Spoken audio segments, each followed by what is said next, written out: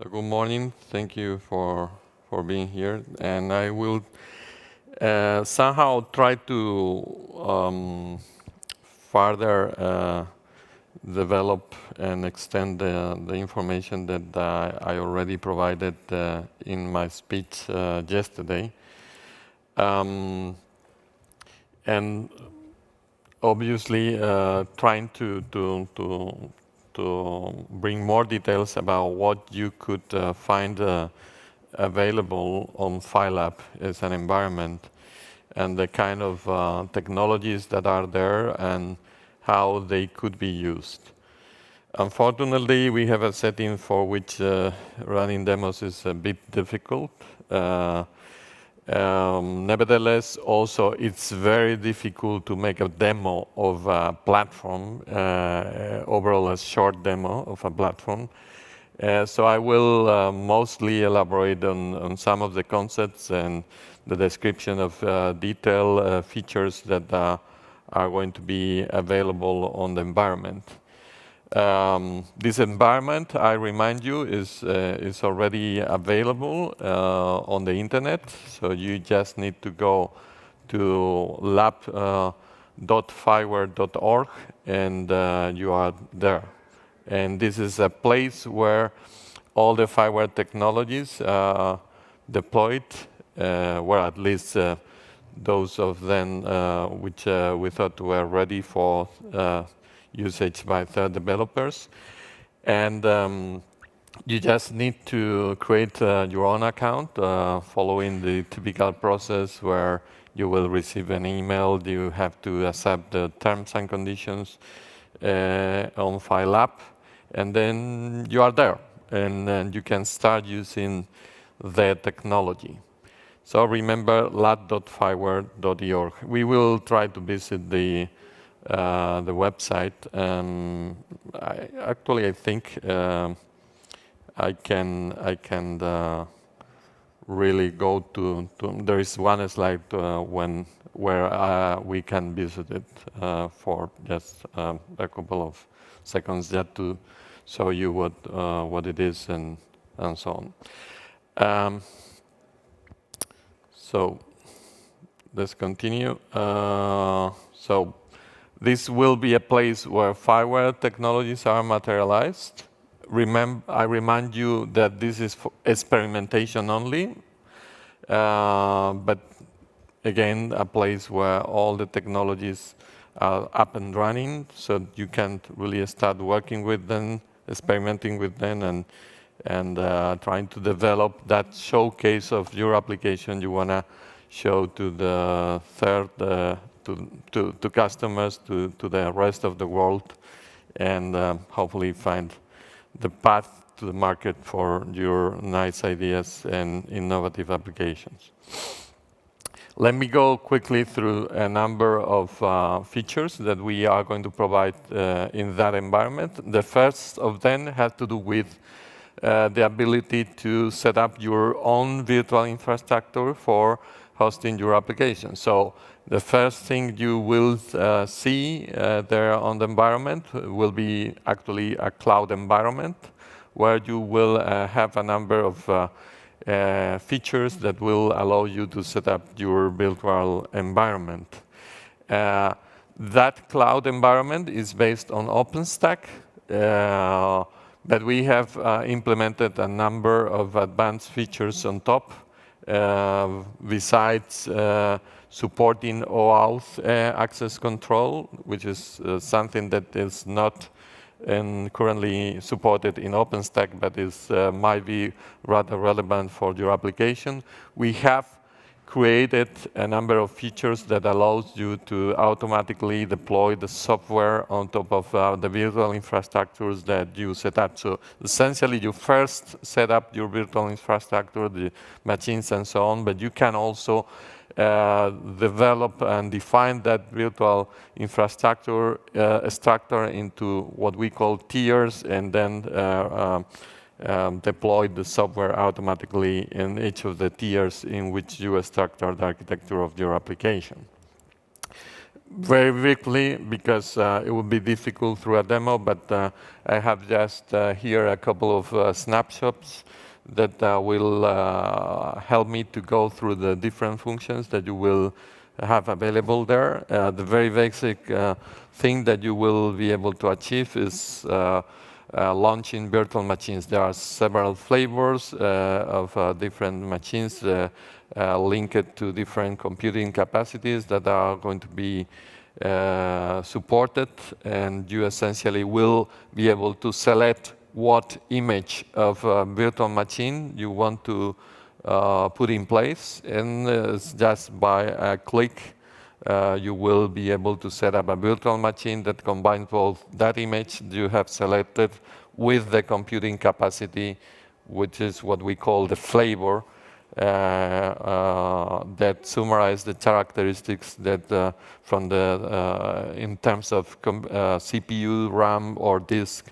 your virtual machine will have. There is also, and this is quite interesting for some applications, object storage supported. So you may have an application that needs to deal with storing images or videos or stuff like that. And that is supported through a object storage capacity.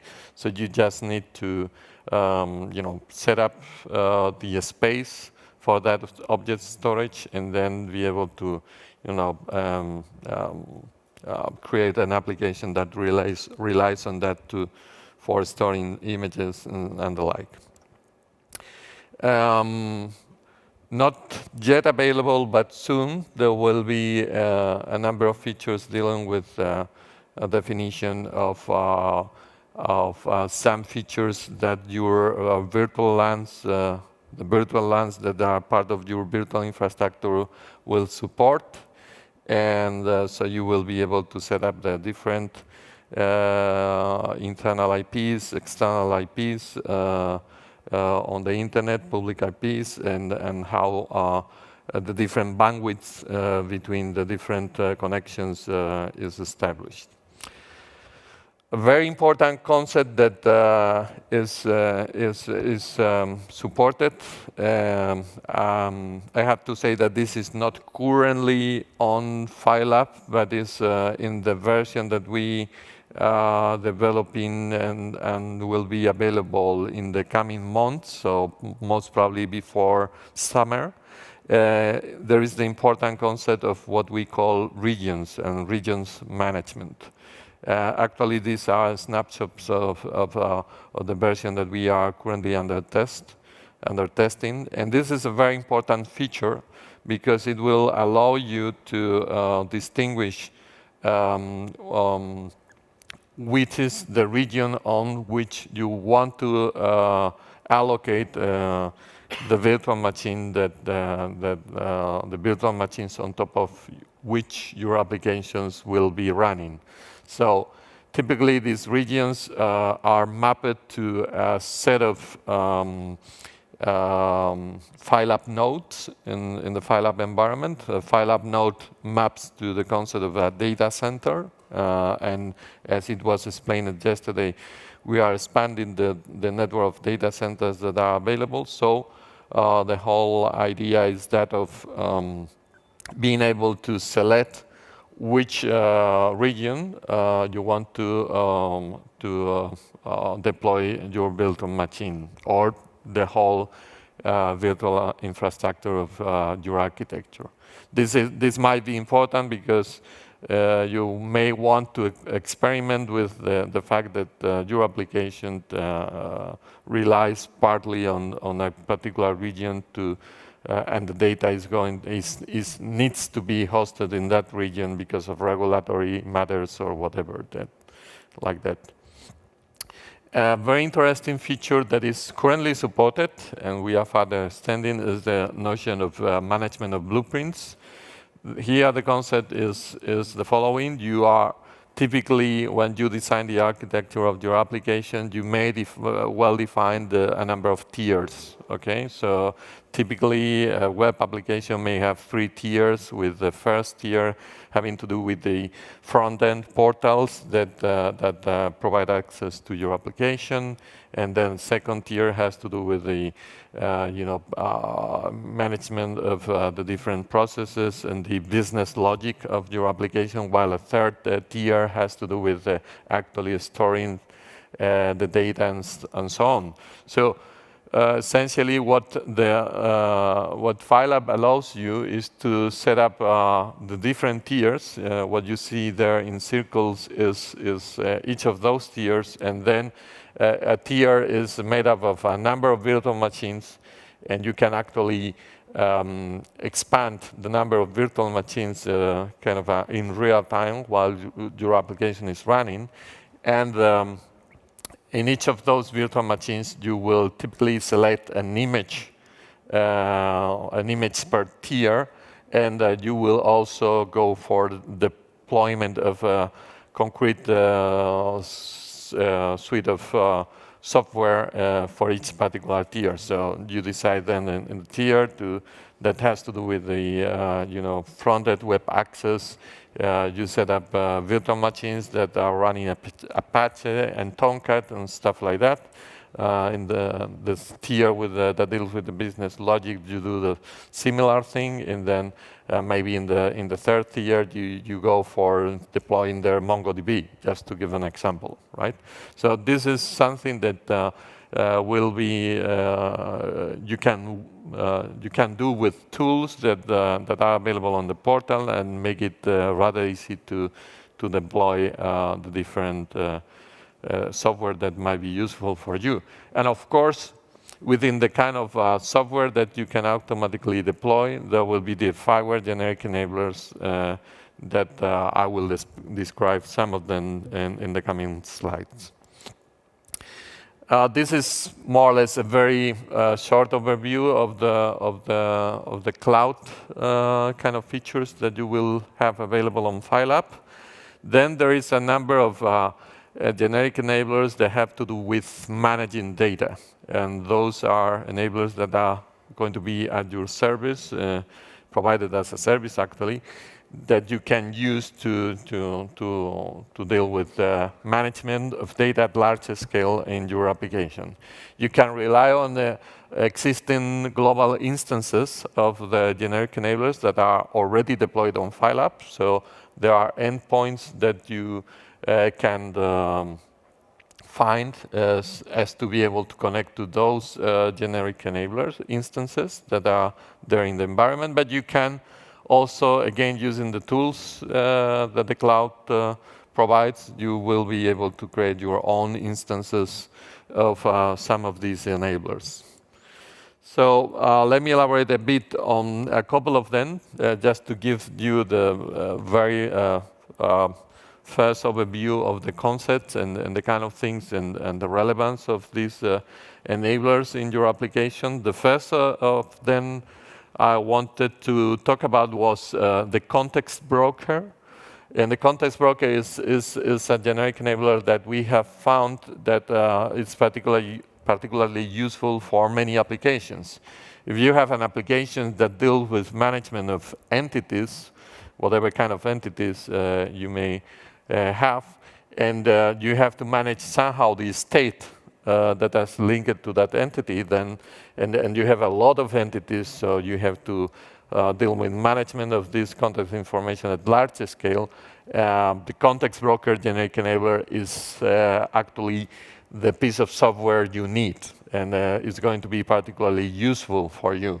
So this typically applies to give some examples of applications where you are dealing with an application that in a smart city, you typically will be able to model all the entities that are relevant in the city that have a state, and you want to query about in real time at any moment in your application. So you want to have maybe some static information, but also very dynamic information that changes over time. You typically will this information might be available on some of the systems you already have in your city.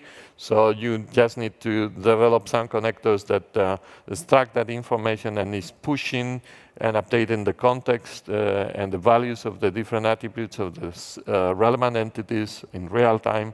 And then applications can rely on the APIs of the context broker to get information about these entities. The context broker exports a well-defined API, which is based on standard developed by the OMA, Open Mobile Alliance, which is called NGSI.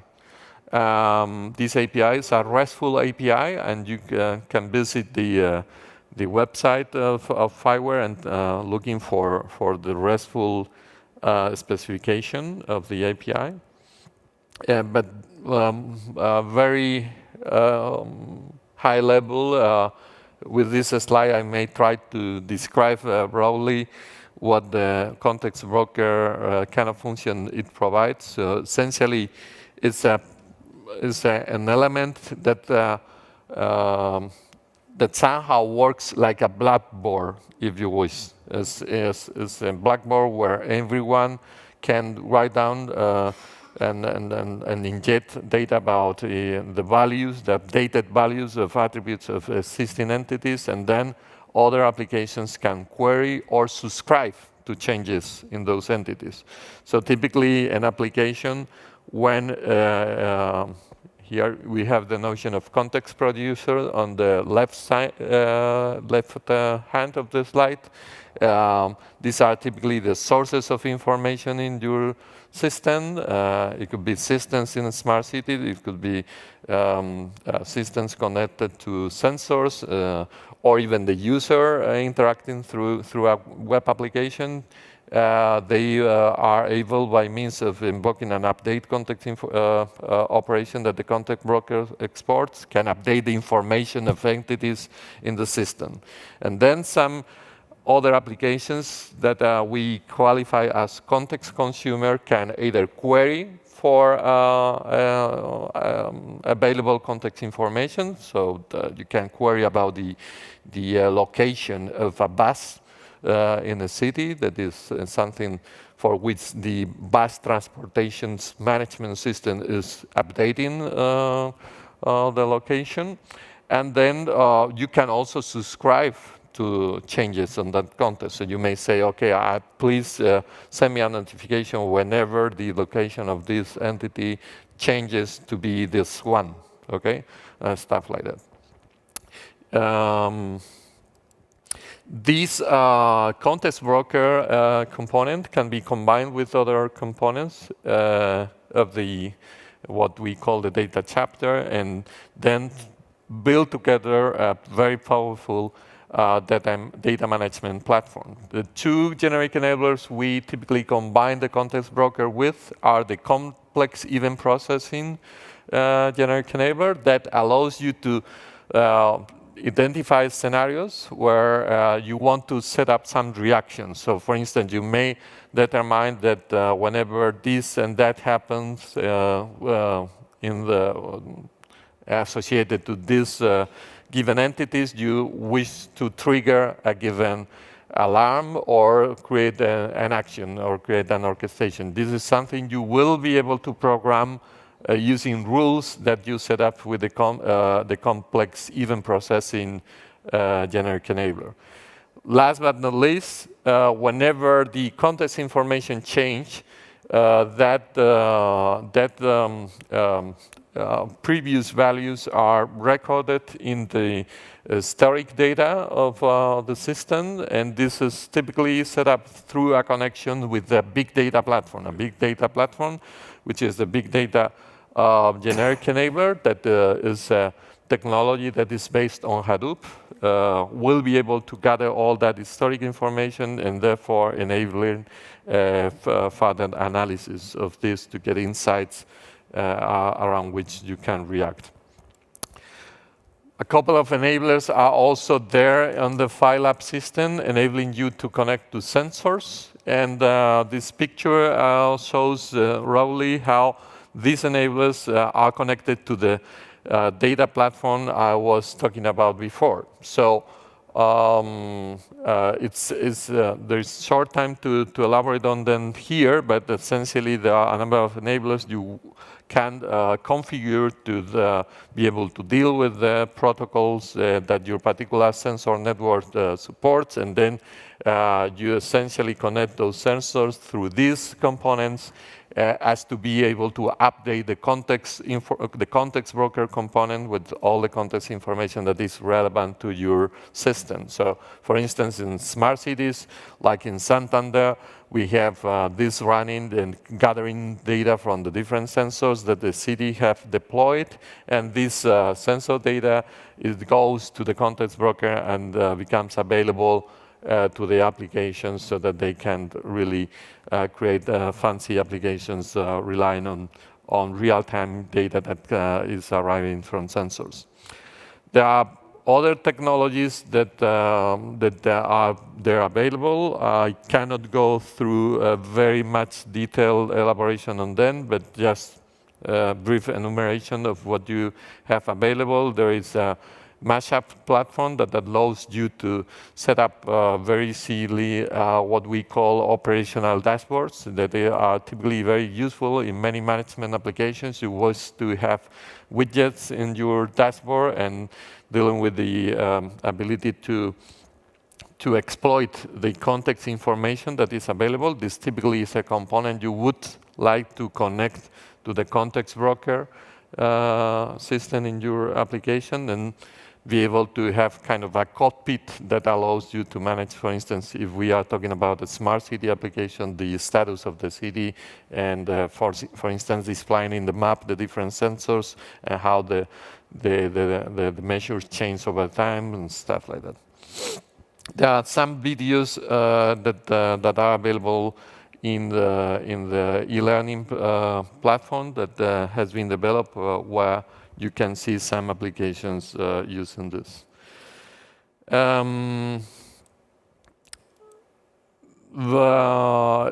last set of enablers that I wanted to talk about had to do with development of user interfaces. So there are, just for your knowledge, there are enablers that help to develop 3D-based web user interfaces, also user interfaces that have to do with augmented reality. So a number of enablers that can be rather helpful for creating an application with those features.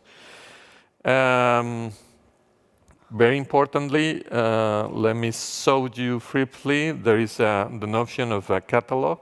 I thought that, okay, yes. Where you can actually go and explore all the information that is available from the different generic enablers. Here I have opened the screen for a specific enabler, which is the big data platform that I talked about before. And you will be able to find out there how to download the software, what are the instances, the global instances that are available on FIWARE Lab, on how you could create your own private instances in that environment using receipts that are available. This is what you have in this Create Instance tab. And, well, documentation also about the product that will help you to start working with the technology. I don't know if I can rescue my presentation briefly. I think okay. So now another information that I wanted to show is the e-learning platform that we have set up. There are training courses, available courses, when we are updating this over time, but there are already quite relevant number of courses that you can rely on for starting to get trained on the environment. Actually, let me show you also the FIWARE Lab environment. This is typically a page where you can sign up. And also there is a help and info page where you can see some videos about the portals that are supported in the FIWARE Lab environment that will help you to start working with the technology. So go quickly back to the presentation because I think we have to finish. There are just a few slides, I think. If I can come back. Let me see. No. All right, yes. Someone help me to do this. So I think this is most, no. My goodness, I opened this one. Okay. So Juanjo, just one comment, because here we can see the time that is still remaining for each of the speakers, and he went already above the time for some minutes. Let's try to finalize So this I was going to just simply summarize that with an example of how you can set up an application, making first the platform instance of FIWARE, combining the different generic enablers that will be useful for you. And then you have the environment to test it and to really be able to set up your showcase and demonstrate what you can do. I think that following, there will be some testimonies of some applications that have been developed and have started to integrate with FIWARE technologies.